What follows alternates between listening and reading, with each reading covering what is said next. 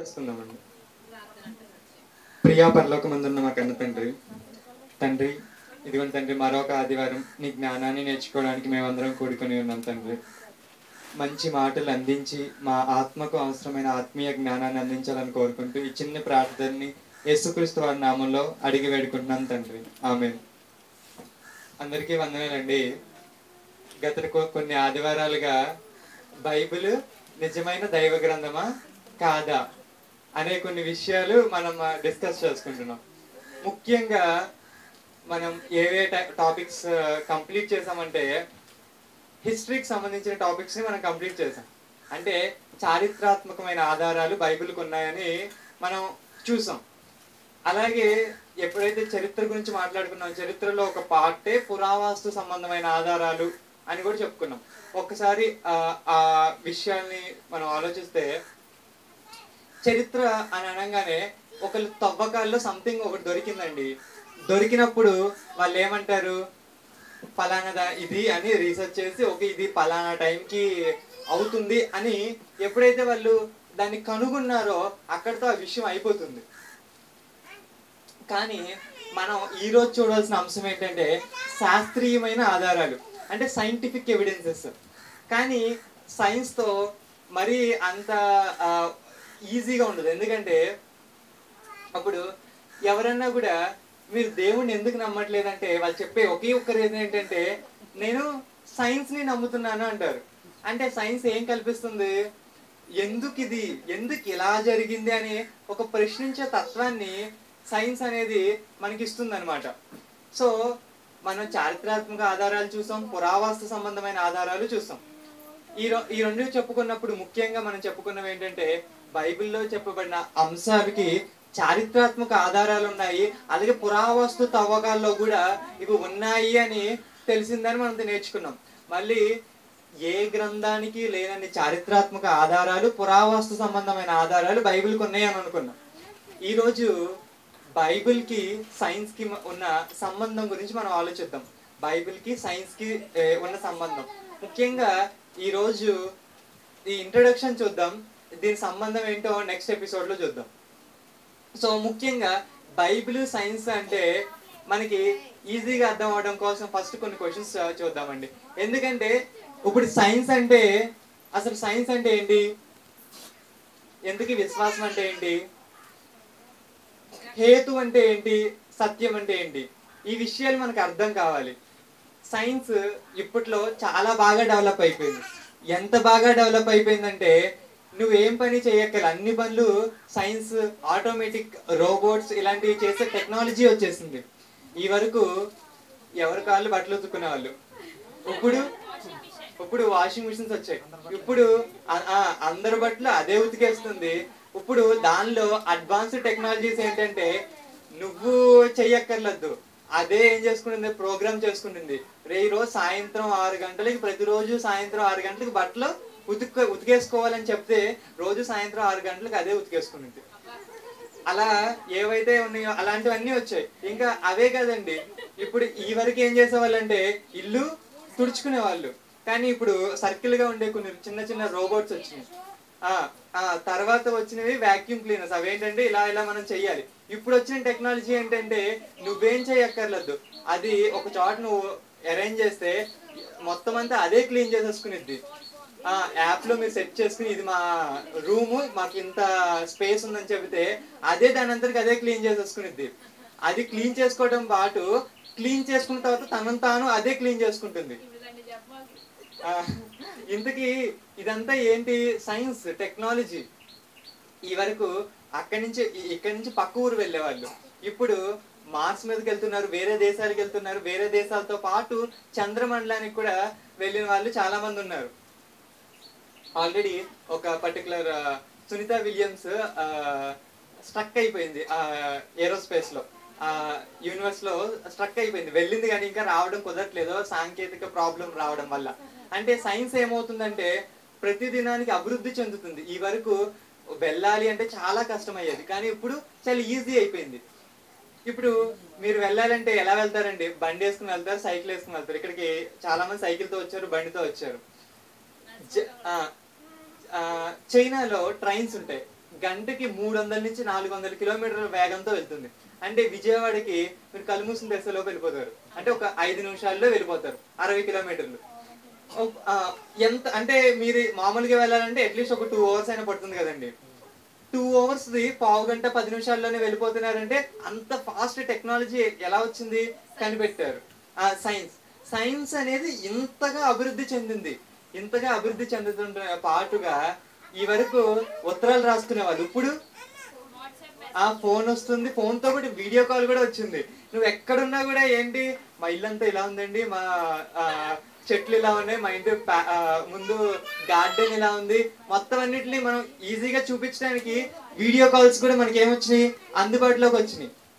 అంటే సైన్స్ కొట్టి పడేయడానికి వీలు లేకుండా ఒక ప్రశస్తమైన స్థానాన్ని తనకు తాను ఏర్పాటు చేసుకుంది. ఏంటది? సైన్స్. ఎందుకని? అది చేసిన పనులు కానీ, అది కలిగించుకున్న పురోగతి కానీ, లైక్ దానిలో వచ్చిన అడ్వాన్స్మెంట్స్ కానీ తనకంటూ ఒక ప్రత్యేకమైన స్థానాన్ని ఏర్పరచుకుంది. అందుకే ఈరోజు మనం చెప్పుకోవాల్సిన అంశం ఏంటంటే, బైబిల్కి శాస్త్రీయత ఉన్నదా? బైబిల్కి శాస్త్రీయమైన ఆధారాలు ఉన్నాయా? ఇది మనం చారిత్రక ఆధారాలుగా, పురావస్తు సంబంధమైన ఆధారాలుగా సింపుల్ గా చెప్పేసుకుంటే మనకి ఈజీగా అర్థం కాదు. చారిత్రకమైన ఆధారాల్లోనూ పురావస్తు సంబంధమైన ఆధారాల్లో మనం ఏం చెప్పుకున్నాం? పలానా చోట బైబిల్కి సంబంధించిన ఆధారం దొరికింది, పలానా చోట బైబిల్కి సంబంధించిన చారిత్రాత్మకమైన ఆధారం దొరికింది అని చెప్పుకున్నాం. ఇక్కడ శాస్త్రీయమైన ఆధారాలు కూడా మనం ఏం చెప్పుకోవచ్చు అంటే, ఇదిగో బైబిల్లో పలానా విషయం చెప్పబడింది, అది శాస్త్రీయంగా కరెక్టే అని చెప్పేసుకోవచ్చు. కానీ అది 100% న్యాయం చేయదు. ఎందుకని? ఎందుకంటే సైన్స్ లో కొంతమంది ఏం చెప్పారంటే దేవుడు లేడు అని చెప్పారు. ఇప్పుడు నువ్వు ఆ 2 పాయింట్స్ చెప్పుకుని బైబిల్కి శాస్త్రీయత ఉందని చెప్పుకుని వెళ్ళిపోతే అది 100% అవ్వదు. మన ముఖ్యమైన ఉద్దేశం ఏంటి? బైబిల్ నిజమైన దైవ గ్రంథమా? 100% గ్యారంటీ అనే కదా మనం పెట్టుకున్న ప్రతి టైటిల్ కి మనం ఏం చెప్పుకున్నాం? 100% అనేది యాడ్ చేస్తున్నాం కదా. ఇప్పుడు చారిత్రకమైన ఆధారాలను పురావస్తు సంబంధమైన ఆధారాల్లో దొరికినప్పుడు అవి కంక్లూడ్ చేస్తున్నాయి. కానీ సైన్స్ లో నువ్వు కొన్ని విషయాల్ని చెప్పి, అంటే నీకు అనువుగా ఉన్న కొన్ని విషయాలను చూపించి వీటిని బైబిల్ని ఇవి కంపేర్ చేస్తుంటే కరెక్ట్ గానే ఉన్నాయి, ఈ కరెక్ట్ గా ఉన్నాయి కాబట్టి బైబిల్ శాస్త్రీయమైన గ్రంథం అని చెప్పేస్తే, మరి కొంతమంది ఏం చెప్పారు? మనిషి కోతి నుంచి వచ్చాడని చెప్పాడు. కొంతమంది దేవుడే లేడు అని చెప్పిన శాస్త్రవేత్తలు కూడా ఉన్నారు. మరి వాళ్ళ సంగతి ఏంటి? ఇలా చాలా విషయాలు ఉన్నాయి కాబట్టి దీన్ని మనం ఒక సిరీస్ గా చెప్పుకుందాం. ముందుగా మనం అర్థం చేసుకోవాల్సింది ఏంటంటే, ఈ ఎపిసోడ్ లో ఈ రోజు మనం చూడాల్సింది అంటే అసలు సైన్స్ అంటే ఏంటి, విశ్వాసం అంటే ఏంటి, ఈ హేతువాదులు ఉండే ఆ కాలంలో హేతు అంటే ఏంటి, అసలు సత్యం అంటే ఏంటో, ఈ 4కి డెఫినేషన్ చూసి ముఖ్యంగా అసలు సైన్స్ కి బైబిల్ కి మధ్య కరెక్ట్ అయ్యే ఛాన్స్ ఏమన్నా ఉందో కామన్ సెన్స్ తో ఆలోచిద్దాం. ఇంకా లోపలికి వెళ్ళదు కానీ జస్ట్ కామన్ సెన్స్ తో సైన్స్ బైబిల్ కలుస్తాయా కలవ్వా అనేది కామన్ సెన్స్ తో మాత్రం ఆలోచిద్దాం. ఈ 4కి అర్థాలు తెలుసుకుని ఇది కామన్ సెన్స్ తో బైబిల్ కి సైన్స్ కి ఏమైనా సారూప్యత ఉన్నదా అనేది చూద్దాం.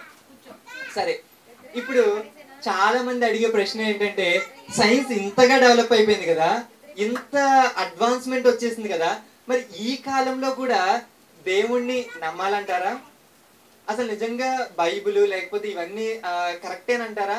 లేదా మతం అనేది మూఢనమ్మకమే, ఏదో మన సాటిస్ఫాక్షన్ కోసం మనం చెప్పుకుంటున్న ఒక వస్తువు, లేకపోతే ఒక ఇదే కానీ దీనికి అసలు నిజంగా కరెక్ట్నెస్ అనేది ఉందంటారా? అసలు మనం నమ్ముతున్న విశ్వాసం హేతుబద్ధమైనది అంటే కరెక్టేనా? అసలు మనం ఏవైతే నమ్ముతున్నామో ఈ విశ్వాసాలన్నీ ఇవి కరెక్ట్ అంటారా కాదంటారా? దేనికైనా ఎందుకు ఏంటి ఇది చూపిస్తేనే నమ్ముతాను అని అంటూ ఉంటారు కదా సైన్స్ వాళ్ళు. మరి ఈ కాలంలో అనేకమైనవి ప్రూవ్ చేస్తున్నారు. మ్యాథ్స్ లో థీరమ్స్ ని ప్రూవ్ చేస్తారు. ఏంటంటే ఇది కరెక్టే అని వాళ్ళు హెన్స్ ప్రూవ్డ్ అని ఆ థీరం మొత్తం రాసి టెస్ట్ చేసి ఆ ఫార్ములాస్ వేసి చివరికి ఏం చేస్తారంటే దాన్ని ప్రూవ్ చేస్తారు. మరి అలా విశ్వాసాన్ని కొలడానికి పరిమాణాలు ఏమున్నాయి? మరి శాస్త్రీయతమైన ఈ విషయాల్లో ఎలా చెప్పొచ్చు? ఈ అడ్వాన్స్ సైన్స్ ఉన్న టెక్నాలజీలో ఈ విశ్వాసం సరైనదేనా? బైబిల్, భక్తి ఇలాంటి విషయాలు వీటికి ఆల్రెడీ అవుట్డేటెడ్ అయిపోయినాయా? ఇంకా ఇవి అప్డేట్ లో లేవా? సైన్స్ అనేది ఎప్పుడో అప్డేట్ అయిపోయి ఎప్పుడో ఆల్రెడీ చాలా అడ్వాన్స్మెంట్ వచ్చేసిన ఈ తరుణంలో భక్తి, మతం, లేకపోతే దేవుడు, ఇలాంటి అంశాలన్నీ అవుట్డేటెడ్ అయిపోయినాయా? ఇవన్నీ ప్రస్తుతానికి కాలం చెల్లిన వస్తువులుగానే విషయాల కింద పరిగణించాలా అనేదే నాస్తికుల ఒక మెయిన్ ఇంటెన్షన్. వాళ్ళు చెప్పేది ఏంటంటే పూర్వకాలం ముందు రాయబడిన ఈ పుస్తకాలన్నీ ఇప్పుడు అడ్వాన్స్ సైన్స్ ఉన్న ఈ టైంలో ఇవన్నిటికి కాలం చెల్లదండి. మేము ఇవన్నీ ఎందుకు అని ప్రశ్నించే టైం ఇది. ఎందుకు జరుగుతుంది ఇలా, ఎందుకు అవుతుంది అని ఈ ప్రశ్నించే టైంలో ఈ ఈ భక్తికి, దీనికి, ఈ అన్నిటికీ కాలం చెల్లిపోయింది. వాళ్ళ మాటలు కానీ మనం ఒకసారి ఆలోచిస్తే వాళ్ళు చెప్పే విషయం ఏంటంటే ఇంకా ఆల్మోస్ట్ భక్తి ఇలాంటివన్నీ ఆల్మోస్ట్ టైం చెల్లిపోయిందండి. ఇవన్నీ మూఢనమ్మకాలు, ఏదో మన నమ్మకం కోసం, ఏదో మన సాటిస్ఫాక్షన్ కోసం నమ్ముకోవటమే తప్ప. ఒక వ్యక్తి ఇలా చెప్తున్నాడు, మీరు వేసుకునే మందు ఏదైతే ఉందో ఆ మందు మీరు నార్మల్గా వేసుకుంటే ఒకలా పనిచేస్తుంది, ఇది నాకు తగ్గిపోతుంది అనే ఒక విషయంలో మీరు మందు వెళ్ళి వేసుకుంటే అది పనిచేసే విధంగా ఒక రకంగా ఉంటుంది. ఇప్పుడు దీనిని బట్టి మీరు భక్తి అని మీరేదో ఆనందపడుతున్నారు చూసారా, అది నిజంగా లేకపోయినా మీరేదో గుండెల్లో మీరు బలంగా నమ్ముతున్నారు చూడా, దాని వల్లనే మీకు ఏదో హ్యాపీనెస్ వస్తుంది. కానీ నిజంగా భక్తి అనేది ఉందా, లేకపోతే దేవుడు అనేవాడు ఉన్నాడా అనేది హేతువాదులు ప్రశ్నలు, హేతువాదులు క్వశ్చన్స్ అన్నమాట. మరి ఇలాంటి సందర్భాల్లో మనం ఆలోచించాల్సిన కొన్ని విషయాలు, ప్రాథమికమైన విషయాలు. ఫస్ట్ సైన్స్ అంటే ఏంటో ఆలోచిద్దాం. మీ అందరికీ ఆల్రెడీ తెలిసి ఉంటుంది, లేకపోతే తెలియకపోవచ్చు. సైన్స్ అంటే ఏంటి? 1 నుంచి ఆల్మోస్ట్ ఇంటర్ వరకు ఎక్కడ సైన్స్ అనే విషయానికి డెఫినేషన్ మనకి ఎక్కడ కనిపించదండి. కరెక్ట్. సైన్స్ అంటే ఆ డెఫినేషన్ మనకి ఎక్కడ కనిపించదు. కొన్ని సైన్స్ కి సంబంధించిన డిక్షనరీస్ ఉంటాయి. ఆక్స్ఫర్డ్ డిక్షనరీ ఆఫ్ సైన్స్ అని ఇలా కొన్ని డిక్షనరీస్ ఉంటాయి. ఈ డిక్షనరీలో న్యూరాలజీ గురించి, ఇలాంటి వాటికి అనేకమైన విషయాల గురించి మీనింగ్ ఉన్న సైన్స్ గురించి కరెక్ట్ డెఫినేషన్ సైన్స్ యొక్క డిక్షనరీలో, ఇంగ్లీష్ డిక్షనరీ గురించి మాట్లాడతలేదు నేను, సైన్స్ డిక్షనరీలో ఉండదు. మరి దేనిలో ఉంటుంది? సైన్స్ యొక్క డెఫినేషన్ దేని పరిధిలోకి వస్తుందంటే ఫిలాసఫీ ఆఫ్ సైన్స్ పరిధిలోకి వస్తుంది. అందుకే ఏది చేసినా కూడా చివరికి వాళ్ళు సాధించే అత్యున్నత లేకపోతే కొంచెం హై స్టాండర్డ్ ఏంటంటే పిహెచ్డి అని మీరు వింటారు కదా. ఏదైనా చేస్తుంటారు, చివరికి పిహెచ్డి డాక్టర్ పట్టాన్ని పొందుతారు. ఏంటంటే సైకాలజీ చివరి స్థానం అనమాట అది. నాకు డాక్టరేట్ వచ్చింది అండి, నాకు పిహెచ్డిలో డాక్టరేట్ వచ్చిందండి, నాకు మ్యాథ్స్లో పిహెచ్డి చేశానండి, లేకపోతే సైన్స్లో పిహెచ్డి చేశానండి, లేదా నాకు కంప్యూటర్ సైన్స్లో కంప్యూటర్స్ మీద పిహెచ్డి చేశానండి అంటూ ఉన్న పదాలు మనం వింటూ ఉంటాం. ఇప్పుడు ఈ సైకాలజీ ఆఫ్ సైన్స్ ఈ విషయంలో సైన్స్ అంటే ఏంటి అని దాన్ని అడిగితే అది చెప్పే సమాధానం ఏంటంటే ఇది ఒక academic discipline that absorbs and interprets physical world అనే ఒక మీనింగ్ ఉంటుంది. దీని అర్థం ఏంటంటే ఫిజికల్ వరల్డ్ అంటే ఏంటి? పదార్థ ప్రపంచం ఏదైతే కనిపిస్తుందో ఈ పదార్థ ప్రపంచాన్ని అబ్జర్వ్ చేసి అంటే పరిశీలించి, ఇంటర్ప్రిట్ అంటే గ్రహించుకునేది, అంటే చూసి లేకపోతే అబ్జర్వ్ చేసి పరిశీలించి గ్రహించుకునేదే. దేన్ని చూసి గ్రహించుకునేది పదార్థ ప్రపంచాన్ని, అంటే ప్రపంచాన్ని, యూనివర్స్ ని మొత్తం చూసి పరిశీలించి గ్రహించుకునేదే ఒక సైన్స్ అనేది వాళ్ళు చెప్పిన విషయం. ఇప్పుడు ఒక హత్య జరిగినప్పుడు ఫారెన్సిక్ టీం వస్తుంది. వాళ్ళు ఏం చేస్తారు? వచ్చి ఫస్ట్ గా వాళ్ళు చేసేది ఏంటి? అబ్జర్వ్ చేస్తారు. ఇది అసలు ఇతను పడిపోయిన వాడు ఎలా పడిపోయాడు, ముందుకు పడిపోయాడు, వెనక్కి పడిపోయాడా? ఒకవేళ పై నుంచి పడిపోయాడు అనుకోండి, వాళ్ళకి కొన్ని రూల్స్ ఉంటాయి. వాళ్ళు తోసేస్తే ఎలా పడిపోతాడు, లేకపోతే వీడే కాలు స్లిప్ అయితే ఎలా పడిపోతాడు, లేదా జారితే ఎలా పడిపోతాడు, వాళ్ళ మధ్యలో వీడు ఏమైనా సపోర్ట్ తీసుకున్నాడా, లేకపోతే పైకి ఎక్కుతూ పడిపోయాడా, ఇలాంటివన్నీ వాళ్ళు ఇంట్రాగేట్ చేస్తారు. ఇంట్రాగేట్ చేయడానికి ఫస్ట్ వాళ్ళు చేసేంటే అబ్జర్వ్ చేస్తారు. ఆ పరిస్థితులను మొత్తం చుట్టుపక్కల మొత్తం ఉన్న వాటిని అబ్జర్వ్ చేసి వాళ్ళు చూసి దీన్ని గ్రహించి దాన్ని పరిశీలించి కరెక్ట్గా ఏది కరెక్ట్, ఇది కరెక్ట్ అని మొత్తం పరిశీలించిన తర్వాత ఒక ఇంటర్ప్రిటేషన్కి వస్తారు. అంటే ఒకటి గ్రహించుకున్న ఒక విషయానికి ఒక కంక్లూజన్కి వస్తారన్నమాట. దీన్ని మనం సైన్స్ అంటాం అన్నమాట. ఇప్పుడు సైన్స్ అంటే మీకు అందరికీ అర్థమైంది అనుకుంటున్నా, ఈ విషయం అర్థమైంది. మరి హేతు అంటే ఏంటి? రీజన్. కరెక్ట్ గా అవునండి, హేతు అంటే రీజన్ అన్నమాట. ఒకసారి ఒక మీటింగ్, ఒక కాన్ఫరెన్స్ జరుగుతుంది, ఒక పోటీ జరుగుతుంది. క్రిస్టియన్ థింకర్స్ అనే ఒక ఫారం కండక్ట్ చేసిన ఒక హేతువాదులకి మధ్య క్రైస్తవులకి ఒక మీటింగ్ జరుగుతుంది అనమాట.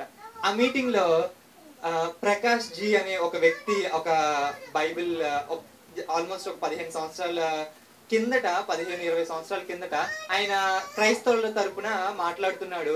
అలాగే నాస్తికులు హేతువాదుల తరపున కూడా ఒక వ్యక్తి మాట్లాడుతున్నాడు. వీళ్ళు మాట్లాడుతున్న సందర్భాల్లో ఈయన ప్రశ్న అడగడానికి ఈ ప్రకాష్ జీ అనే ఒక వ్యక్తికి ఒక దైవ సేవకుడికి అవకాశం వచ్చింది. అవకాశం వచ్చినప్పుడు ఆ హేతువాదిని ఇలా ప్రశ్నిస్తున్నాడు. హేతు అంటే ఏంటండి అని ఆయన అడిగారు. హేతు అంటే ఏంటో ఆయనకు కూడా తెలియదు అనుకుంటా. ఆయన అన్నిటికీ సమాధానం చెప్పాడు, కానీ హేతు అంటే ఆలోచిస్తున్నాడు. అతనికి కూడా ఏం అర్థం కాలేదు. హేతు అంటే ఇప్పుడు ఏం చెప్పాలి? అప్పుడు ఈయన ఇంకొక ప్రశ్న అడుగుతాడు. హేతు అనేది పదార్థమా పదార్థం కానిదా అని అడుగుతాడు. ఇప్పుడు ఇతను ఇది మనకు అర్థమవుతుంది. మరి మళ్ళీ ఒకసారి చెప్తాను దీన్ని. పదార్థమా పదార్థం కానిదా అని అడిగినప్పుడు ఇతను ఇంకా ఆలోచిస్తా పదార్థం అంటే వచ్చే ప్రాబ్లం ఏంటి, పదార్థం కాదని. ఇక్కడ ఈ మీటింగ్స్ లో అన్నిట్లో కూడా జరిగేది ఏంటంటే, నువ్వు ఏదైనా ఒక స్టేట్మెంట్ ఫస్ట్ ఇచ్చావు అనుకోండి, దాని నుంచే కూపీలాగి చివరికి నీ కంక్లూజన్ తప్పని చెప్పే ప్రయత్నం జరుగుతుంటుంది. కాబట్టి ఇతను పదార్థం అని చెప్పాలా పదార్థం కాదని చెప్పాలా, ఇతను నార్మల్ గా ఈ దీని గురించి ఆలోచిస్తున్నాడు. ఇప్పుడు ఈ దైవసేకుడు ఇంకో క్వశ్చన్ అడిగాడు. సరే, ఇప్పుడు దీని గురించి మీరు ఏమంటారు? ఇక్కడ బల్ల మీద ఏముంది? కుండి ఉంది. బల్ల మీద ఈ ఫ్లవర్ వాజ్ అనేది ఏదైతే ఉందో ఇది పదార్థమా పదార్థం కాదా? పదార్థమే, కనిపిస్తుంది కదా.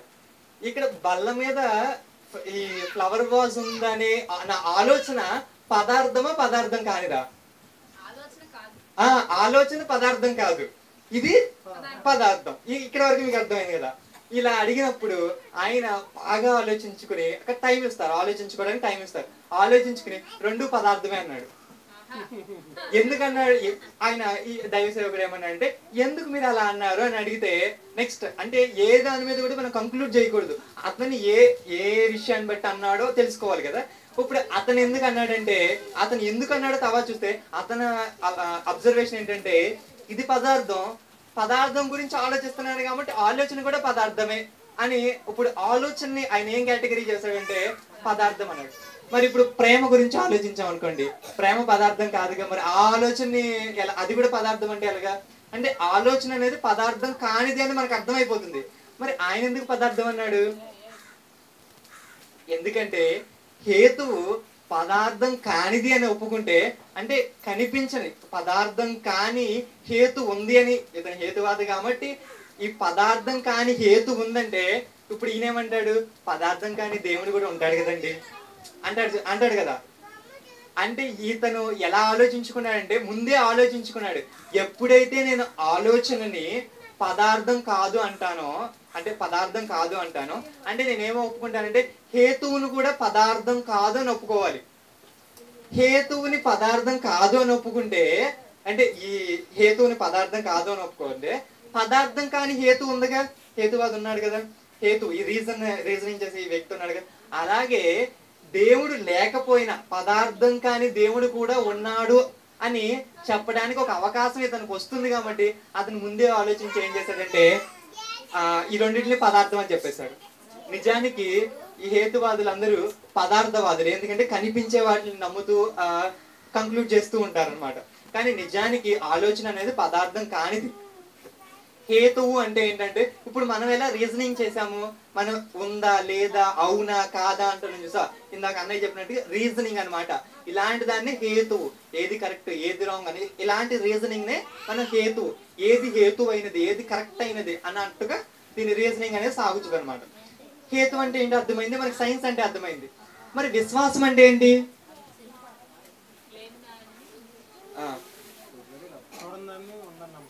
చూడని దాన్ని ఉందని నమ్మడం.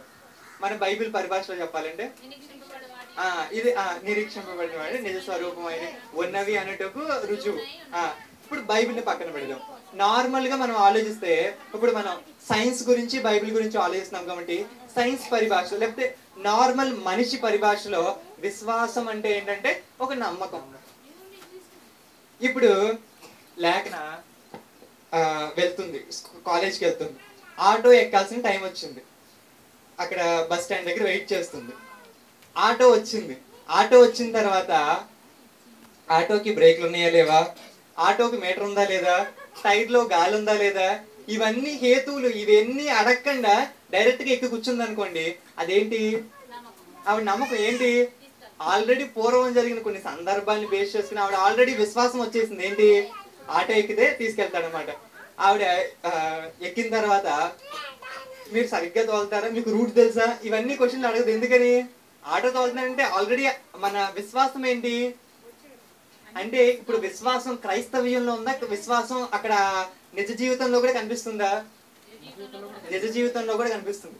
ఇంకా మనం సైన్స్ బైబిల్ గురించి మాట్లాడుకుంటున్నాం కాబట్టి ఒక ప్రాముఖ్యమైన విషయాన్ని మనం చెప్పుకోవాలి. అదేంటంటే, సైన్స్ లో విశ్వాసం ఉందా? ఈ విషయం మనం ఆలోచించాలి. సైన్స్ లో విశ్వాసం ఉందా? ఈ విషయాన్ని మనం బాగా ఆలోచిస్తే సైంటిస్టులు దేనికైనా ఎందుకు అనే ఒక క్వశ్చన్ అడుగుతారు, లేకపోతే ఏంటి అనే ఒక రీజన్ ని అడుగుతా ఉంటారు కదా.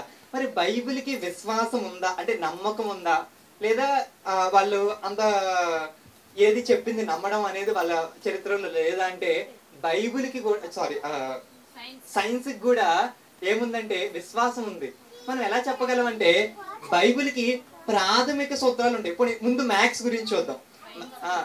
సైన్స్ మనం చెప్పుకోవాలంటే ఏదైనా కూడా సైన్స్ కిందకే వస్తుంది. ఇప్పుడు సైన్స్ అంటే ఏంటంటే, సైన్స్ అర్థం ఏంటంటే, సైన్స్ అనేది ఒక లాటిన్ పదం. సైన్స్ అనేది ఒక లాటిన్ పదం. ఈ లాటిన్ పదానికి ఉన్న మీనింగ్ ఏంటంటే తెలుసుకొనుట. తెలుసుకొనుట అంటే దాని అర్థం ఏంటి? ఏదైనా విషయాన్ని మనం తెలుసుకోవడం, దాన్నే మనం జ్ఞానం అని కూడా అంటూ ఉంటాం. ఈ విషయం ఇలా ఆలోచిస్తున్నప్పుడు మనకు వచ్చే కొన్ని డౌట్స్ ఏంటంటే, మరి జ్ఞానం అన్నారు, తెలివి అన్నారు, మరి నమ్మకం అనే విషయాన్ని దీనికి ఎలా ఆపాదిస్తారు అంటే, సైన్స్ లో కూడా కొన్ని నమ్మకాలు ఉంటాయి. లేకపోతే ఏదైనా కూడా సైన్స్ కిందకే వస్తుంది. ఏంటంటే, అది ఇప్పుడు మనం చూసిన డెఫినేషన్ ఏంటి? తెలుసుకోవడం అంటే ఏంటంటే, ఏదైనా ఒక విషయం గురించి తెలుసుకోవడం అంటే, ఏదైనా ఒకటి జ్ఞానాన్ని మనకి ఇస్తుంది అంటే, తెలియని విషయాన్ని తెలియజేస్తుంది అంటే సైన్సే, అంతే కదండి. ఇప్పుడు మ్యాథ్స్ చెప్తుందంటే అందుకే దాన్ని మ్యాథ్స్ ఏమంటే మ్యాథమెటికల్ సైన్సెస్ ఉంటాయి, మెడికల్ సైన్సెస్ ఉంటాయి. ఏంటంటే మెడిసిన్స్ లో తెలియనివి తెలుసుకోవడమే మెడికల్ సైన్సెస్. ఫిజికల్ సైన్స్ ఉంటుంది, ఫిజిక్స్ చదువుతూ ఉంటారు. మనకి కెమిస్ట్రీ, ఫిజిక్స్ ఇవి మాత్రమే తెలుసు, కానీ ఇంకా చాలా సైన్సెస్ ఉన్నాయి. ఫిజికల్ సైన్స్ ఉంటుంది, కెమిస్ట్రీ సైన్స్ ఉంటుంది, థర్మోడైనమిక్స్ అవి థర్మో సైన్స్ ఉంటుంది, ఇంకా పోతే చాలా సైన్సెస్ ఉంటాయి. మ్యాథమెటికల్ సైన్స్ ఉంటుంది, మెడికల్ సైన్సెస్ ఉంటుంది, న్యూక్లియర్ సైన్స్ ఉంటుంది. అంటే ఏది చెప్పినా కూడా తెలియని విషయాన్ని తెలియజేసే ఏదైనా కూడా అది మనం సైన్స్ అనుకుంటే, బైబిల్ కూడా బిబ్లికల్ సైన్స్ కింద వస్తుందా రాదా అనేది కూడా ఒక క్వశ్చన్ మనం ఆలోచించాల్సిన విషయం. ఇప్పుడు ఈ సైన్స్ ముందుగా మ్యాథ్స్ లో ఒకటి చెప్పి సైన్స్ లోకి వద్దాం. ఇక్కడ మ్యాథ్స్ లో కొన్ని థియరమ్స్ ని ప్రూవ్ చేస్తారు. ఈ థియరమ్స్ ని కొన్ని థియరమ్స్ ని బేస్ చేసుకుని ప్రూవ్ చేస్తారు. కొన్ని థియరమ్స్ ని బేస్ చేసుకుని ప్రూవ్ చేస్తారు. ఈ చివరున్న థియరమ్స్ ని ప్రూవ్ చేయడం కుదరదు. దీన్ని లా ఆఫ్ కాంట్రడిక్షన్ బేస్ చేసుకుని ప్రూవ్ చేస్తారు. వాటికంటే ఈ లా ఆఫ్ కాంట్రడిక్షన్ లో కూడా కొన్ని థియరమ్స్ ని వాడతారు. వాటికి ప్రూఫ్స్ ఏమి ఉండవు, అవి జస్ట్ స్టేట్మెంట్స్ మాత్రం. అంటే ఏంటంటే అవి కరెక్టే అని వాళ్ళు ఇంకా అది నమ్మకం అనమాట. దాన్ని ట్రివియల్ లాస్ అని అంటారు అనమాట. సైన్స్ లో కూడా కార్యకారక సిద్ధాంతం అని ఒకటి ఉంటుంది. అంటే ఇక్కడ ఏమీ లేదు, టేబుల్ వచ్చిందంటే ఇది ఏదో పని జరగడం వల్ల, ఏదో యాక్షన్ జరగడం వల్ల ఇది ఇక్కడికి వచ్చింది అనేది వాళ్ళ నమ్మకం. దీనికి ప్రూవ్ చేయండి అంటే సైన్స్ దగ్గర దానికి ప్రూఫ్స్ ఏమీ లేవు. అది వాళ్ళ విశ్వాసం, వాళ్ళ నమ్మకం. ప్రిన్సిపల్ ఆఫ్ యూనిఫార్మిటీ అని ఇంకోటి ఉంటుంది. అంటే రాయి పైకి వేస్తే కిందకు వస్తుంది, ఇవాళ వేసినా వస్తుంది, రేపు వేసినా వస్తుంది, ఎల్లుండి వేసినా వస్తుంది, ఎప్పుడు వేసినా వస్తుంది. ఇదేంటంటే లా ఆఫ్ యూనిఫార్మిటీ. ఇది ఎందుకు వస్తుందంటే సైన్స్ దగ్గర రీజన్ ఏమి లేదు. ఎందుకంటే ఇది ట్రివియల్ లా అనమాట. ట్రివియల్ లా అంటే ఏంటంటే దీనికి ప్రూఫ్ అంటూ ఏముండదు. ఇది ఒక విశ్వాసం అనమాట. నేను ఈ కాన్సెప్ట్ ఎందుకు చెప్పానంటే, విశ్వాసం అనేది ఈ నీటి కాలంలో ఏంటంటే మతానికి ఆపాదించి ఇదిగోండి ఈ విశ్వాసాలు నమ్మకాలు అనేవి మూఢనమ్మకాలు అనే కేటగిరీలోకి చేస్తున్నారు. కరెక్టే, ఎక్కడ కరెక్ట్? మూఢనమ్మకాలు కూడా కొన్ని ఉన్నాయి, కానీ ప్రతి నమ్మకము మూఢనమ్మకం కాదు కదా. ఇంకా సైన్స్ కూడా విశ్వాసం ఉందని చెప్పాడు. ఇందాక ఆటోకి వెళ్తున్నప్పుడు నీకేముంది? నమ్మకం ఉంది. అంటే నీ నిజ జీవితంలో నమ్మకం ఉంది, సైన్స్ లో నమ్మకం ఉంది, మ్యాథ్స్ లో కూడా ట్రివియల్ లాస్ ని బట్టి నమ్మకం ఉందని చూసాం. అది మన మతాల్లో కూడా మనకి ఏం కనిపిస్తుంది అంటే విశ్వాసాలు కనిపిస్తున్నాయి, అలాగే మూఢనమ్మకాలు కూడా కనిపిస్తున్నాయి. అంటే అంటే విశ్వాసం అనేది ఏదో మతానికి ట్యాగ్ చేయడం కంటే నార్మల్ గా ఆలోచిస్తే నమ్మకం అనేది అన్ని చోట్ల ఉంది. అంటే ఏదో ఇది నమ్ముతున్నారంటే మీరు గుడ్డిగా నమ్ముతున్నారా అంటానికి కుదరదు, సైన్సే నమ్ముతుంది. ఇంకా ఈ మత విశ్వాసాల్లో ఉంటే తప్పేముంది? మీరు అంటే ఈ సారూప్యత మనం గమనించాలి. సైన్స్ లో కూడా ఏముంది? నమ్మకం అనేది ఉంది. అంటే నమ్మకం అనేది ఒక ప్రాథమికమైన అంశం. మనిషి జీవితంలోనే నమ్మకం అనేది ఒక ఇంపార్టెంట్ ప్రిన్సిపల్ లాగా యాక్ట్ చేస్తున్నట్టు మనకు అర్థమవుతుంది. సరే, సత్యం అంటే వాక్యం, బైబిల్ ప్రకారం వాక్యం. నార్మల్ గా సత్యం అంటే ఏంటి? నిజం. ఏదైతే ఉన్నది ఉన్నట్టుగా చెప్పడం, లేదా లేనిది లేనట్టుగా చెప్పడం. ఇదేంటి? అరిస్టాటిల్ చెప్పిన సిద్ధాంతమే ఇది. ఏంటి? ఉన్నది ఉన్నట్టుగా చెప్పడం, లేనిది లేనట్టుగా చెప్పడం, ఇదే సత్యం. అసత్యం అంటే ఏంటంటే ఉన్నది లేనట్టుగా చెప్పడం, లేనిది ఉన్నట్టుగా చెప్పడం. దీన్ని అసత్యం కింద ఆయన కోట్ చేస్తాడు. నేను ఇక్కడ ఇప్పుడు వరకు చెప్పిన వాటిల్లో ఏదైనా ఇది బైబిల్లో నుంచే తీసే మీరు చెప్పినట్టుగా మీకు ఎక్కడైనా అనిపించిందా? ఇది ఇప్పుడు నేను చెప్పిన ఏ డెఫినేషన్ అన్నా ఇదేదో మీరు క్రైస్తవులు కాబట్టి మీకు అనుకూలంగా ఉన్న డెఫినేషన్స్ చెప్పుకున్నారా అని మీకు ఎక్కడైనా అనిపించిందా? ఇవన్నీ కూడా మనం సైంటిఫిక్ న్యూట్రల్ గా ఆలోచించాలి. నేటి కాలంలో బైబిల్కి మనకున్న విశ్వాసం ఏంటంటే బైబిల్ నిజమైన దైవ గ్రంథం అని అనుకుంటున్నాం. మరి ఇంత దైవ గ్రంథం అని చెప్పుకుంటున్నప్పుడు అందరూ ఎందుకు నమ్మట్లేదంటే, హేతువాదులు ఎందుకు నమ్మట్లేదు? దీనికి చాలా సైంటిఫిక్ ఆధారాలు ఉన్నాయి, చారిత్రాత్మక ఆధారాలు ఉన్నాయి కదా. మరి ఎందుకు నమ్మట్లేదంటే వాళ్ళు తీసుకుంటున్న స్టాండ్ పాయింట్ తప్పు. ఎందుకంటే ఏదైనా ఒక విషయాన్ని ఆలోచిస్తున్నప్పుడు మనం ఎలా ఆలోచించాలంటే, ఇప్పుడు సైన్స్ ని ఆలోచిస్తున్నావు అనుకో, నువ్వు సైన్స్ పక్షపాతిగా ఆలోచించకూడదు, సైన్స్ కి వ్యతిరేకంగా కూడా ఆలోచించకూడదు, న్యూట్రల్ గా ఉండి ఆలోచించాలి. అదే బైబిల్ని ఆలోచించేటప్పుడు నువ్వు ఎలా ఆలోచించాలి? బైబిల్కి పక్షపాతం అంటే బైబిల్ ఏదో నీ సొంత గ్రంథం అన్నట్టుగా చదవకూడదు, ఏదో ఇది నాకు విరుద్ధమై ఇది తప్పు అనే ఉద్దేశంతో కూడా చదవకూడదు. నువ్వు న్యూట్రల్ స్టాండ్ పాయింట్ లో ఉండి ఇది కరెక్టా రాంగా అని చదివినప్పుడు దీనిలో ఉన్న కరెక్ట్ సారం అనేది నీకు అర్థమవుతుంది. సరే, ఇదే కాదు ఏ విషయంలో అయినా మనకి లైక్ ఎవ్రీడే లైఫ్ లో కూడా మనకి జరిగే ప్రతి విషయాన్ని కూడా ఈ stand point, neutral stand point లో చూడొచ్చు. సరే, ఇక పోతే మనకి డెఫినేషన్స్ అయితే అర్థమైంది, అంటే దాని మీనింగ్ ఏంటో అర్థమైంది. ఇప్పుడు కామన్ సెన్స్ తో బైబిల్ కి సైన్స్ కి మధ్య ఉన్న సంబంధం ఏమన్నా ఉండే అవకాశం ఉందా అనేది కామన్ సెన్స్ తో మనం ఆలోచిద్దాం. దీనికంటే ముందు ఒక శాస్త్రవేత్త ఆస్ట్రామర్ అంటే అంతరిక్ష ఖగోళ శాస్త్రవేత్త గాడ్స్ అండ్ ఆస్ట్రామర్స్ అంటే దేవుడు మరియు ఖగోళ శాస్త్రవేత్తలు అనే ఒక పుస్తకాన్ని రాశాడు. ఆ పుస్తకంలో అతను రాసిన ఒక విషయం ఏంటంటే, ఇక్కడ మేము చేస్తున్న ఈ ఖగోళ సంబంధమైన ఈ విషయాలన్నీ కూడా వచ్చి మేము చేస్తున్న కంక్లూజన్స్ అన్నీ కూడా బైబిల్తో ఏకీభవిస్తున్నాయి అనే ఒక మాట మాట్లాడాడు. అతను క్రిస్టియను కాదు, అతను లేకపోతే బైబిల్ని ఒక మంచి పుస్తకంగా అగ్రీ చేసిన వ్యక్తి కూడా కాదు. మామూలుగా నార్మల్ న్యూట్రల్ స్టాండ్ పాయింట్ లో ఉండి అతను ఏమనుకున్నాడంటే అసలు బైబిల్తో ఉన్న సారూప్యత ఎంత అనేది ఒకటి టెస్ట్ చేయాలనుకున్నారు. ఎందుకంటే అప్పట్లో ఉన్న విశ్వాసాల్లో క్రైస్తవ విశ్వాసం కూడా ఒకటి ప్రిడామినెంట్, చాలా పెద్ద విశ్వాసం కాబట్టి దీనిలో ఉన్న కరెక్ట్నెస్ ఎంత అని తెలుసుకోవడం కోసం అతను చెప్పిన పాయింట్ ఏంటంటే, ఖగోళ శాస్త్రంలో జరుగుతున్న పరిశోధనలన్నీ కూడా బైబిల్తో ఏకీభవిస్తున్నాయి. అతను ఇంకొక మాట కూడా రాస్తాడు. ఏంటంటే అంటే లౌక్యంగా లేకపోతే ఒక ఏంటంటే మెటాఫర్ కింద ఒక పదాన్ని వాడతాడు. ఏంటంటే ఖగోళ శాస్త్రవేత్తలు అందరూ చాలా పరిశోధనలు చేసి చేసి చేసి చేసి అలసిపోయి ఒక రాయి దగ్గరికి వచ్చారంట. ఒక రాయి దగ్గరికి వచ్చి కూర్చుంటే అక్కడ వాళ్ళని పలకరిస్తున్న వాళ్ళు ఎవరు? క్రైస్తవ పండితులు. రండి మీకోసం వెయిట్ చేస్తున్నాం అని అంటున్నారంట. దీనిలో ఉన్న మెటాఫర్ ఏంటంటే, దీనిలో ఉన్న మీనింగ్ ఏంటంటే, వీళ్ళు ఇన్ని పరిశోధన చేసుకుని కంక్లూజన్ ఎక్కడ తీసుకొచ్చారంటే బైబిల్లో చెప్పిన విషయాల దగ్గరికే తీసుకొచ్చారని అతడు ఒక మెటాఫర్ కింద రాశారు. మెటాఫర్ ని తెలుగులో ఏమంటారంటే లైక్ ఒక చరిసోక్తి సంథింగ్ అలా అంటారు చూసారా, అంటే ఒకటి చమత్కారంగా మాట్లాడారంటారు సార్, సరసోక్తి కింద అతను తన పుస్తకంలో కోట్ చేశారు. ఇప్పుడు మన పాయింట్ ఏంటంటే, ఇది కొన్ని వ్యక్తులు ఇలా మాట్లాడినప్పుడు మనకు కూడా ఆలోచన ఏంటంటే, ఇంతకీ బైబిల్ సైన్స్ సారూప్యత ఉన్నదా, లేకపోతే అట్లీస్ట్ కామన్ సెన్స్ తో మనం ఆలోచిస్తే ఇది కరెక్ట్ గా సరిపోతుందా లేదా అనేది మనం కామన్ సెన్స్ తో ఆలోచించినప్పుడు, మన సైన్స్ అంటే ఏం చెప్పుకున్నాం, సైన్స్ అంటే ఏం చెప్పుకున్నాం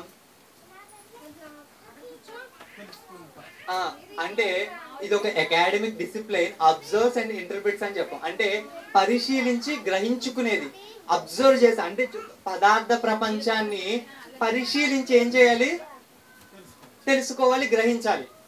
మరి మనం ఇక్కడ బాగా గుర్తుంచుకోవాల్సిన విషయం ఏంటంటే, సైన్స్ అన్ని విషయాల్ని చెప్పలేదు. కరెక్టేనా కాదంటారా, కరెక్ట్ అంటారా కాదంటారా? ఇప్పుడు సైన్స్ ఇంత అడ్వాన్స్ స్టేజ్కి వచ్చినప్పటికీ సైన్స్ చెప్పలేని కొన్ని విషయాలు కూడా ఉన్నాయి. మరి సైన్స్ కి పరిమితులు ఉన్నాయా అంటే సైన్స్ కి పరిమితులు ఉన్నాయి. ఎలా పరిమితులు ఉన్నాయో ఒకసారి ఆలోచిద్దామా? సైన్స్ కూడా పరిమితులు ఉంటాయా? ఆల్రెడీ ఇంత డెవలప్ అయిన తర్వాత కూడా పరిమితులు ఉంటాయంటారా? ఖచ్చితంగా ఉంటాయి. ఇప్పుడు ఇది పదార్థ ప్రపంచానికి పరిమితమైందే సైన్స్. ఎలా చెప్పొచ్చు? ఇప్పుడు ఇంట్లో దొంగలు పడ్డారు, సైన్స్ చేసే విషయం ఏంటి? సైన్స్ ఏం చేయగలదు? అబ్జర్వ్ చేసి దొంగ ఎవరో చెప్పగలదు. చెప్పగలదా చెప్పలేదా? ఈరోజు జరుగుతున్నాయే కనిపెడుతున్నారా కనిపెట్టలేదు? డాగ్ స్క్వాడ్స్ ని తీసుకొచ్చి కనిపెడుతున్నారా కనిపెట్టట్లేదా? అక్కడ ఫింగర్ ప్రింట్స్ తీసుకుంటున్నారా తీసుకోవట్లేదా? తీసుకుని కనిపెడుతున్నారా లేదా? అంటే సైన్స్ ఏం చేయగలిగింది? అక్కడ ప్రదేశానికి వచ్చి అబ్జర్వ్ చేసి ఇంటర్ప్రిట్, అంటే దొంగ ఎవరు ఇంటర్ప్రిట్, అంటే ఆ విషయాలన్నీ అబ్జర్వ్ చేసి ఏం చేయగలిగింది? అది దొంగని కనిపెట్టగలిగింది సైన్స్. దొంగ ఎందుకు చేశాడో, ఆ దొంగతనం ఎందుకు చేశాడో చెప్పగలదా? ఆ ఆలోచనని చెప్పగలదా సైన్స్? ఎందుకని? అది పదార్థ ప్రపంచంలో ఉంది కాదు. అర్థమైందా మీకు? ఆలోచన అనేది పదార్థం కానిది కదా, ఇది సైన్స్ పరిధిలోకి రాదు. ఇప్పుడు అమ్మ ప్రేమ అనేది సైన్స్ ప్రపంచంలోకి రాదు, సైన్స్ పరిధిలోకి రాదు, ఇది పదార్థం కానిది. అలాగే ఇక్కడ ఒక రోజ్ మందారపు చెట్టు ఉంది, అక్కడ మందారపు చెట్టు ఉంది. మందారపు చెట్టు ఎర్రగా ఉందని సైన్స్ ప్రూవ్ చేయగలదు, ఎందుకంటే లైట్ థియరీని బేస్ చేసుకుని అది ఎర్రగా ఉందని ప్రూవ్ చేయగలదు. కానీ ఇప్పుడు లేఖన ఇది అందంగా ఉందనుకో, ఈ పువ్వు అందంగా ఉందని అనుకోండి, దీన్ని ప్రూవ్ చేయగలదా? చేయలేదు. ఎందుకని? అది పదార్థ ప్రపంచానికి ఆవల ఉంది. సో ఇప్పుడు మనం ఆలోచించాల్సింది ఏంటంటే, ప్రతిదీ మాకు సైంటిఫిక్ గా చెప్పండి అని అంటారు చూసారా, సైన్స్ కూడా ఏముంది? పరిమితి ఉంది. సైన్స్ ఒక లెవెల్ ని దాటి ఆ బయటికి వెళ్ళలేదు. సైన్స్ కూడా ఒక లిమిట్ అనేది ఉంది అనేది మనం ఇక్కడ గ్రహించుకోవాల్సిన విషయం. ఇకపోతే మనం అనుకున్న కాన్సెప్ట్ ఏంటి? బైబిల్ సైన్స్ అనేవి సరిపోతాయా, కరెక్ట్ గా ఉంటాయా ఉండవా అంటే, ఇంకొక వ్యక్తి ఏమన్నాడంటే, బైబిల్ అనేది సైన్స్ టెక్స్ట్ బుక్ కాదు, ఏరోప్లేన్ ఎలా చేయాలో బైబిల్లో ఉండదు, కానీ సైంటిఫిక్ పుస్తకం, అంటే ఇది అన్సైంటిఫిక్ కాదు, బైబిల్ అనేది అన్సైంటిఫిక్ కాదు, అంటే శాస్త్రానికి అతీతంగా ఉండే పుస్తకం కాదు ఇది, అంటే ఆ లాస్ ఏవైతే ఉన్నాయో ఆ లాస్ కి ఇది సరిపోతుందని ఒక వ్యక్తి చెప్తాడు. మనం ఈ రోజు మన టాపిక్ ఏంటంటే కామన్ సెన్స్ తో ఆలోచించాలి. మీరు కామన్ సెన్స్ తో ఆలోచించండి. బైబిల్ సైన్స్ ఇప్పుడు వరకు డెఫినేషన్స్ విన్నారు కదా, వీటిని బట్టి ఈ రెండు సరిగ్గా ఉంటాయి అనుకుంటున్నారా ఉండవు అనుకుంటున్నారా? ఉంటాయి అనుకుంటున్నారా ఉండవు అనుకుంటున్నారా? దేవుడి ప్రత్యక్షతలు రెండు రకాలు ఉంటాయి. ఒకటి సాధారణ ప్రత్యక్షత, దాన్ని దేవుడు ఏం చెప్పాడంటే రోమియోకి రాసిన పత్రికలో, అదృశ్య లక్షణం దేని చూసి నేర్చుకోమన్నాడు? ప్రకృతిని చూసి నేర్చుకోమన్నాడు, పదార్థ ప్రపంచాన్ని చూసి నేర్చుకోమన్నాడు. సైన్స్ ఏం చేస్తుంది? పదార్థ ప్రపంచాన్ని చూస్తుంది, దీన్ని చూసి ఇంటర్ప్రిట్ చేస్తుంది. ఇప్పుడు నేనేమంటున్నానంటే, నేను రెండు విషయాలు చెప్తాను, ఒక సైంటిస్ట్ చెప్పిన రెండు విషయాల్ని. సైన్స్ అంటే ఏంటంటే అదేంటి? గాడ్ వర్క్, దేవుడి పని. మరి సైన్స్ నేనేం చెప్పాను? సైన్స్ అంటే ఏంటి? God's work. కాదు కాదు ఒక నిమిషం.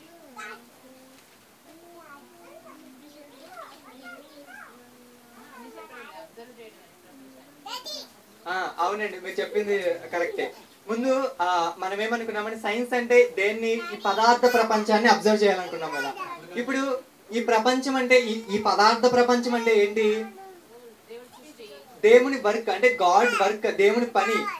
మరి దేంతో మనం కంపేర్ చేస్తున్నాం? పదార్థ ప్రపంచం సైన్స్ ని, పదార్థ ప్రపంచం డెఫినేషన్ కోసం మనం సైన్స్ ని మీనింగ్ కోసం పదార్థ ప్రపంచం దగ్గరికి వచ్చాం. పదార్థ ప్రపంచం అంటే దేవుని పని అని చెప్పాం.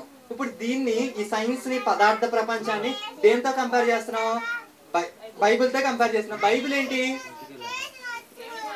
దేవుని మాటలు. దేవుని మాటలు దేవుని పని విరుద్ధంగా ఉంటాయా, కలిసి ఉంటాయా? ఒకలాగానే ఉంటాయి. అంటే మీకు ఫస్ట్ నేనేం చెప్పాను? పదార్థ ప్రపంచంలో తెలుసుకొనుట అని చెప్పాను కదా. కరెక్ట్ సైన్స్ డెఫినేషన్ ప్రకారం ఏదైనా తెలియని విషయాన్ని పదార్థ ప్రపంచంతో మనం ముడిపెట్టి తెలుసుకుంటే ఏదైతే నిజమైన జ్ఞానం ఉందో అది బైబిల్కి కరెక్ట్గా సారూప్యత కలిగే ఉంటుంది, కానీ వ్యతిరేకించే పరిస్థితే ఉండదు. ఎందుకంటే దేవుని పని దేవుని మాట వ్యతిరేకించుకోవడం అనేది జరగదు కదా. ఎందుకంటే ఒకే వ్యక్తి చేసిన రెండు పనులు ఎలా డిఫరెంట్ గా ఉంటాయి? ఇక్కడ మనం కామన్ సెన్స్ తో ఆలోచించాలి ఈ విషయాన్ని. దేవుని పని దేవుని మాట వ్యతిరేకంగా ఎలా ఉంటాయి? ఇప్పుడు సార్ పొద్దున్నే వచ్చి ఈ టీవీ ఆన్ చేశారని చెప్పారు. ఆయన చేసిన పని ఇక్కడికి వచ్చి ఏం చెప్పారంటే, నేను పొద్దున్నే వచ్చి టీవీ ఆన్ చేశాను. ఈ మాట టీవీ ఆన్ చేయడం రెండు వ్యతిరేకంగా ఎలా ఉంటాయి? ఆయన పొద్దున్నే వచ్చి ఆన్ చేశారు, అదే విషయాన్ని చెప్పారు. ఈ రెండు వ్యతిరేకంగా ఉండవు. ఇదే కామన్ సెన్స్ తో మనం ఆలోచిస్తే దేవుడు చేసిన పని అయిన ప్రపంచం, పదార్థ ప్రపంచం, దానిలోంచే సైన్స్ వస్తే ఈ సైన్స్ ఇంకోటి ఏంటి? బైబిల్, దేవుని మాట. ఈ రెండు కూడా డిఫరెంట్ ఉండే ఛాన్సే లేదు. అంటే కరెక్ట్ గా ఆలోచిస్తే బైబిల్ సైన్స్ సారూప్యత కలిగే ఉండాలి. ఇంకా కానీ ఇక్కడ మనం ఆలోచించాల్సింది ఏంటంటే సైన్స్ కి పరిమితి ఉంది. ఏంటంటే పదార్థ ప్రపంచానికి ఆవులు వెళ్ళి అది మాట్లాడలేదు, కానీ బైబిల్ హృదయాలోచనలు కూడా శోధించగలిగే శక్తి ఉంది బైబిల్కి. కాబట్టి బైబిల్ అనేది సైన్స్ టెక్స్ట్ బుక్ కాదు. ఏరోప్లేన్ ఎలా చేయాలో బైబిల్లో ఉండదు, కానీ ఇది సైంటిఫికే. ఎందుకంటే ఆ లాస్ ఏవైతే ఉన్నాయో అవి చేసిన వాడే పలికిన మాటలు, కాబట్టి దానికి విరుద్ధంగా ఉండే ఛాన్స్, అంటే బైబిల్ ఈ బేసిక్ ప్రకృతి ధర్మాలు, కరెక్ట్గా చెప్పాలంటే సార్ అందించినట్టు ప్రకృతి ధర్మాలకి వ్యతిరేకంగా దేవుని మాటలు ఉండే ఛాన్సే లేదు. కాబట్టి సైన్స్ బైబిల్ సారూప్యత కలిగే ఉండాలి. సరే, ఇక్కడతో మన పాఠాన్ని క్లోజ్ చేసుకుందాం. ఇక్కడ చెప్పాలనుకున్న ఒకే ఒక విషయం ఏంటంటే, బైబిల్ సైన్స్ రెండింటిని స్టాండ్ పాయింట్ న్యూట్రల్ గా ఉండి ఆలోచించినప్పుడు ఈ రెండు ఎలా ఉన్నాయి, అసలు సైన్స్ అంటే ఏంటి, బైబిల్ అంటే ఏంటి, ఈ బైబిల్ సైన్స్ ఈ రెండు కొలైడ్ అవుతాయి, అంటే రెండు విరుద్ధంగా ఉంటాయా, సారూప్యత కలిగి ఉంటాయా అనేది మనం చూసాం. కానీ కామన్ సెన్స్ తో ఆలోచించాం కాబట్టి ఇంకా డెప్త్ గా వెళ్తే మరి కొన్ని మంది సైంటిస్టులు వాళ్ళు సైన్స్ అంటే పదార్థ ప్రపంచాన్ని కదా చూశారు. మరి డార్విన్ సిద్ధాంతాన్ని మీరేమంటారు? మీరు ఒప్పుకోమంటున్నారు. మరి అది సైన్స్ లో నుంచి వచ్చిందని వాళ్ళు చెప్తున్నారు. మరి దీన్ని ఏమంటారు? కొన్ని డిఫరెంట్లుగా ఉన్నాయి కదా. మరి ఇది ఇది ఇది దీని మాట ఏంటి? కొంతమంది దేవుడు లేడు అంటున్నారు. సో ఇంకా మనం నెక్స్ట్ వెళ్ళే ఎపిసోడ్స్ లో మనం ఏం చూద్దామంటే, నెక్స్ట్ చెప్పబోయే తరగతుల్లో ఇది ఎలా వెళ్తుంది, ఈ సైన్స్ బైబిల్ అనేది ఎలా ఆధునిక ప్రపంచంలో ఎలా ఇముడుతున్నాయి, ఈ రెండు ఎలా సరిపోతాయి. మరి మనం చెప్పుకున్న కంక్లూజన్ ఏంటంటే ఈ రెండు విరుద్ధంగా ఉండకూడదు. మరి అంటే అక్కడ సైన్స్ ఏమైనా తప్పుపడిందా? వాళ్ళు కొంతమంది ఏమి చేస్తున్నారంటే వేరే ఖగోళానికి వెళ్ళి బ్రతకచ్చేమో అని టెస్ట్ చేస్తున్నారు, సైంటిఫిక్ గా ట్రై చేస్తున్నారు. ఇంకా సక్సెస్ అవ్వలేదు. ఏలియన్స్ ఉన్నాయేమో అని అనుకుంటున్నారు, కానీ వాళ్ళకు కూడా కొన్ని పరిమితులు ఉన్నాయి. సో ఈ అన్ని గైడ్ లైన్స్ ని వాడుకుని మనం ఈ రెండిట్లకి ఏమైనా కరస్పాండెన్స్ ఉంటుందా, లేకపోతే అక్కడ సైన్స్ ఏమైనా తప్పుపడిందా, లేకపోతే బైబిల్ ఏమైనా తప్పుపడిందా, న్యూట్రల్ గా ఉండి ఆలోచించాలనేది మన ఈ ఆలోచించడం వల్ల మనకు వచ్చేది ఏంటంటే బైబిల్ కి శాస్త్రీయత ఉన్నదా. మనం చారిత్రక ఆధారాలు చూసాము, పురావస్తు సంబంధమైన ఆధారాలు చూసాం. తర్వాత కొన్ని ఊర్ల ప్రదేశాలు, అంటే ఖగోళ సంబంధమైన జియోగ్రఫికల్ ఎవిడెన్సెస్ కూడా దానిలోనే కవర్ అయినాయి. ఇంకా ప్రత్యేక సాక్షులు రాశారని కూడా మనం చెప్పుకున్నాం. దీంతో పాటు సైంటిఫిక్ ఎవిడెన్సెస్ ఉన్నాయా ఈ బుక్ కి అనే విషయంలో మనం ఈ సందర్భంలో శాస్త్రీయతలో ఇంట్రడక్షన్ చూసాము. నెక్స్ట్ తరగతుల్లో అసలు ఎంతవరకు కరెక్ట్ గా ఇది ముందుకెళ్తుంది, ఈ థీరీస్ తో వాళ్ళు చెప్తున్న థీరీస్ తో ఎంతవరకు కరెక్ట్ గా ఉంటుంది అనేది న్యూట్రల్ స్టాండ్ పాయింట్ లో, అంటే బిబ్లికల్ బైబిల్ స్టాండ్ పాయింట్ లో కాకుండా లేదా సైంటిఫిక్ స్టాండ్ పాయింట్ లో కాకుండా న్యూట్రల్ గా ఉండి ఎంతవరకు ఇది నిజమైన దైవ గ్రంథం అనడానికి రుజువులు ఎంతవరకు ఉన్నాయో ఆలోచిద్దాం. సరే అండి, ప్రార్థన చేసుకుందాం. ప్రియా పరలోకమందున్న మా కన్న తండ్రి, ఇదిగోండి తండ్రి, బైబిల్ నిజమైన దైవ గ్రంథం అని చెప్పే ఈ సిరీస్ లో మేము ముఖ్యంగా ఫస్ట్ గా ఇదిగోండి తండ్రి, ఇది మీ వాక్కు మీ మాట అని నేర్చుకున్నాం తండ్రి. మీరే ముద్రించి ఇది నా మాట వల్ల పరిశుద్ధాత్మ ప్రేరణతో రాయబడిందని మేము నేర్చుకున్నాం తండ్రి. తర్వాత దీన్ని ప్రత్యక్ష సాక్షులే రాసినట్టుగా ఆధారం ఉన్నట్టుగా మాకు బైబిల్ నుంచి చూసాం తండ్రి. తర్వాత చారిత్రాత్మకమైన ఆధారాలు మేము చూసాం తండ్రి. తర్వాత పురావస్తు సంబంధమైన ఆధారాలు కూడా మేము చూసాం తండ్రి. వీటి మధ్యలో ఈ ఖగోళ సంబంధమైన అంటే ఏ ప్రదేశాలకు సంబంధించిన ఆధారాలు కూడా ఇమిడి ఉన్నాయని మేము అనుకున్నాం తండ్రి. ఇకపోతే శాస్త్రీయమైన ఆధారాల గురించి మేము ఆలోచిస్తున్నప్పుడు దీనిలో చాలా కన్ఫ్యూజన్ అనేది ఉంది. ఎందుకంటే మీరు ఎవరు అడిగినా మాకు సైంటిఫిక్ గా చెప్పండి, మాకు కరెక్ట్ గా మీరు కరెక్ట్ రీజనింగ్ తో చెప్పండి, ఎందుకు ఇలా అనే ప్రశ్నించే ఈ టైమ్స్ లో మేము 100% అని చెప్పుకుంటున్నాం. కాబట్టి అసలు సైన్స్ అంటే ఏంటి, బైబిల్ అంటే ఏంటి, విశ్వాసం అంటే ఏంటి, ఇది ఒక మతానికి సంబంధించిందా, ఒక మార్గానికి సంబంధించిందా, లేకపోతే అందరికీ ఉంటాయా విశ్వాసాలు అనేవి కొన్ని ప్రాథమికమైన అంశాలు మేము ఆలోచించాం తండ్రి. ముఖ్యంగా కామన్ సెన్స్ తో మాకు ఆలోచిస్తే దేవుని పని దేవుని మాట ఎప్పుడు విభేదించవు అని మేము అర్థం చేసుకున్నాం తండ్రి. ఇక ముందు తరగతుల్లో ఈ రెండింటికి మధ్య బైబిల్ సైన్స్ అనే ఈ శీర్షికలో, ఈ శాస్త్రీయతమైన శీర్షికలో ఇంకా ముందు ఈ రెండింటికి ఎంత సారూప్యత ఉన్నదో మేము నేర్చుకోవాలనుకుంటున్నాం తండ్రి. సహాయం అందించాలని కోరుకుంటూ ఈ చిన్ని ప్రార్థనని యేసుక్రీస్తు వారి నామంలో అడిగి వేడుకుంటున్నాం తండ్రి. ఆమేన్.